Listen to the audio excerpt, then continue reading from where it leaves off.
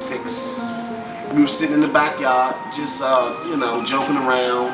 I'm sitting on the couch in the house and I hear my mom bang on the door and say the police is outside messing with Amante. As we're coming out the door, you see 3 white police officers walking towards my son, putting their gloves on. He walks over to the fence and points to Monte. You, come here. Me, being a dad, walk over and tell Monte, hold up. Calvin stops Amante and say, no, you're not going anywhere. And why do you want to talk to my son? And he was like, who are you? I said, I'm his dad. Is it a problem? Well, first of all, I wasn't calling you. Second of all, we got him for fleeing a scene. And this is what he says, we got him for fleeing a scene.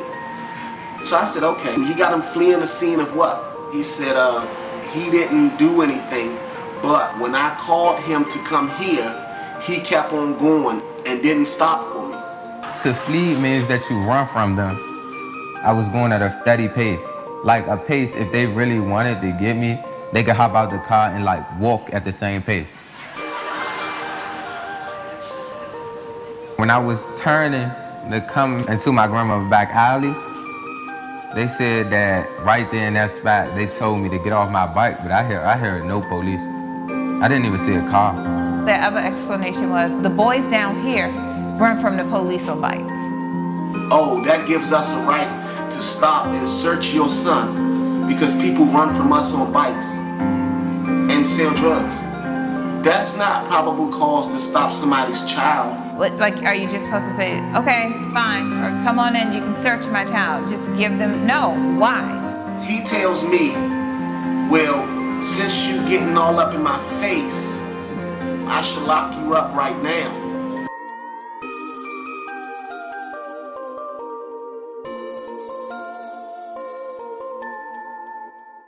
I want to ask, what's your opinion on racial profiling?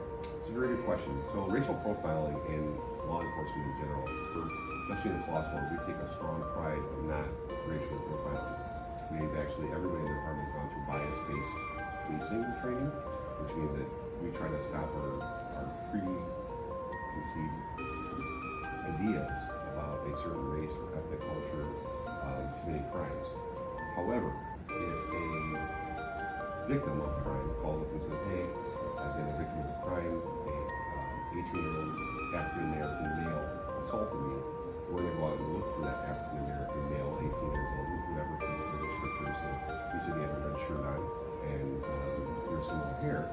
We would be looking for somebody like you. I would be looking for a male white. So there's a difference between racial profiling and profiling for offender, or profiling for a vehicle.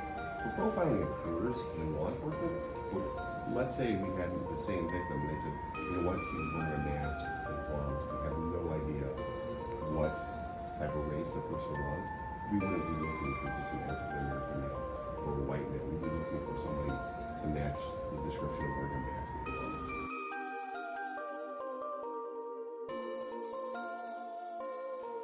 The right to vote is sacred. And as members of Congress, we take our responsibility to protect access to the ballot very seriously. This subcommittee and our committee as a whole is charged with overseeing the administration of federal elections. This country has a long history of failing to ensure equal and unencumbered access to the ballot for all her citizens. And while states and localities have a significant role in carrying out elections, Congress cannot abdicate its critical responsibility to ensure every eligible American can access the ballot box, cast a ballot free from discrimination and suppression, and has a steadfast faith in our democratic process that their ballot will be counted as cast. Since the beginning of the 116th Congress, this subcommittee has been holding field hearings across the country, convening forums to hear from voting and election advocates, experts, community leaders, litigators, and voters about the state of voting rights and election administration in their communities. We have been listening closely and collecting testimony and evidence regarding the wide range of methods of voter suppression and discrimination being deployed across the nation.